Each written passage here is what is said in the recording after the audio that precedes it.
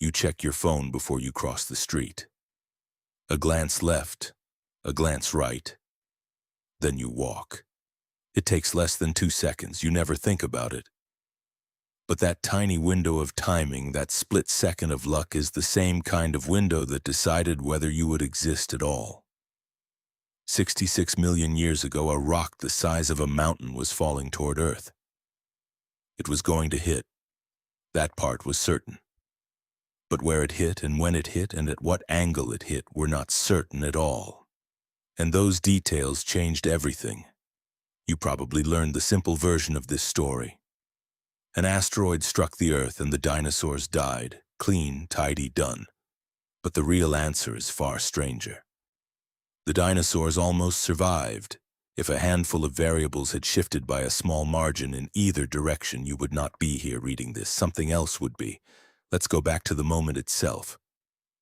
The asteroid was roughly 7 miles wide. It was traveling at somewhere around 45,000 miles per hour, more than 20 times faster than a rifle bullet. At that speed, the object barely interacts with the atmosphere. It punches through in less than a second. There is no time for the air to slow it down, no time for anything to change its course. What it hits and how it hits is decided the instant it touches ground. And here is the part most people never learn. Where it hit mattered more than almost anything else about the impact. The asteroid struck a location now called Chicxulub, on the coast of what is today Mexico's Yucatan Peninsula. Geologist Walter Alvarez, along with his father, physicist Luis Alvarez, first proposed the impact theory back in 1980, after finding a strange, thin layer of the element iridium in rock layers from that exact era. Iridium is rare on Earth's surface. It is common in asteroids. That thin gray line in the rock was a fingerprint, and it pointed straight at space. But the fingerprint didn't explain why the extinction was so total. Other large impacts in Earth's history didn't wipe out most life on the planet. So what made this one different? The answer is buried in the ground itself. The seabed at Chicxulub wasn't ordinary rock. It was packed with sulfur-rich gypsum and thick layers of carbon-based sediment. When the asteroid slammed into that specific patch of Earth, it vaporized enormous amounts of sulfur and shot it into the upper atmosphere, along with soot from burning forests across the globe. That sulfur turned into a haze that wrapped around the planet and blocked sunlight for years. Photosynthesis collapsed. Plants died first. Then the animals that ate plants, then the animals that ate those animals. The world didn't end in fire. It ended in cold and dark, one link of the food chain at a time. Here's the strange part. Sulfur-rich rock like that covers only a small percentage of Earth's surface. Geologists estimate somewhere around 13%. If the asteroid had hit almost anywhere else, deep ocean, dense continental rock, a different kind of coastline, it likely wouldn't have released nearly as much sulfur into the sky. Fewer years of darkness, less collapse, maybe enough surviving plant life for the largest dinosaurs to hang on. Think about that for a moment. The dinosaurs didn't just lose to bad luck, they lost to a specific, narrow kind of bad luck. A cosmic coin flip that landed on the one square out of nearly 8 that made the difference between survival and extinction. Timing mattered too. Sean Gulick, a geophysicist who helped lead an international drilling expedition directly into the Chicxulub crater in 2016, studied rock cores pulled from thousands of feet below the crater floor. His team's research showed the impact happened during a season when Northern Hemisphere ecosystems were especially vulnerable, based on debris patterns and how the ecological collapse unfolded afterward. A different time of year and the immediate chain reaction across food webs may have played out differently, giving some species a narrow chance to adapt or migrate before conditions worsened. Even the angle mattered.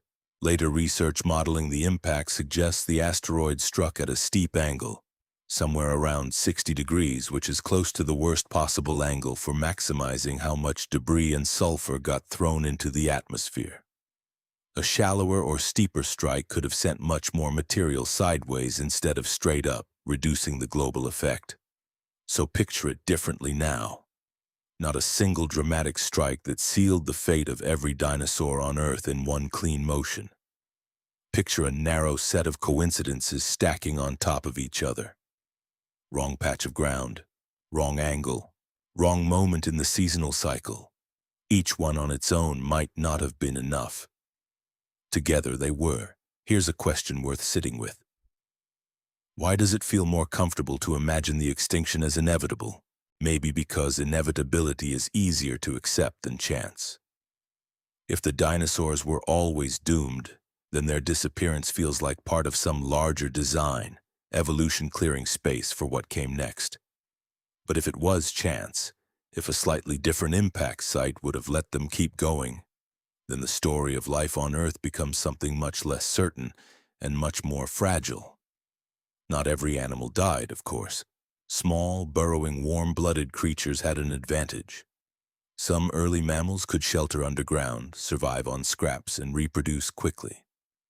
Paleontologist Kirk Johnson, whose research has focused heavily on this recovery period, has described the aftermath less as a return to normal and more as a slow, chaotic scramble. Plants and animals rebuilding an ecosystem almost from scratch, testing new roles that had never existed before. Mammals had been living in the shadows of dinosaurs for well over 100 million years, small, quiet, mostly nocturnal. With the largest dinosaurs gone and with entire ecological niches suddenly empty, those small mammals didn't just survive, they expanded. Over millions of years, their descendants diversified into new shapes, new sizes, new roles. Eventually, one branch of that mammal lineage stood upright, developed complex tools, and started asking questions about the sky. That branch was you.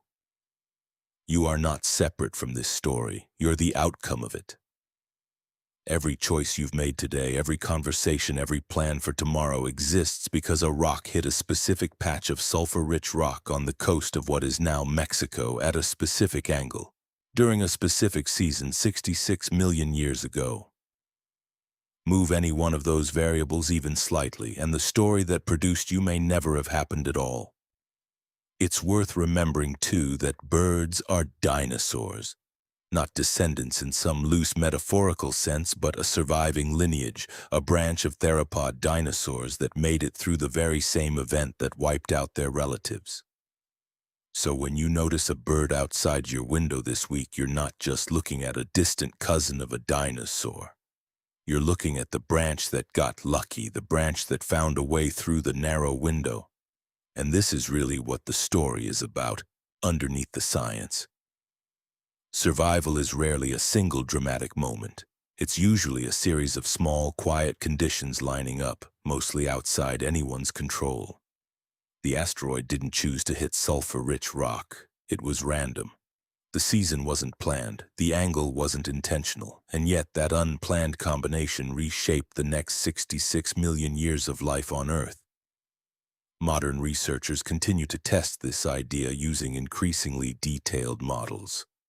Some have run simulations shifting the impact location by only a few hundred miles into deep ocean instead of shallow shelf rock, and found dramatically less sulfur release and dramatically different outcomes for surviving species. Others have modeled slightly different impact angles and found the same thing, a narrower window of catastrophe than most people assume. None of this makes the extinction feel less real. If anything, it makes it feel more precise, more specific, more strange. Not a story about inevitability, but a story about margins. Thin ones.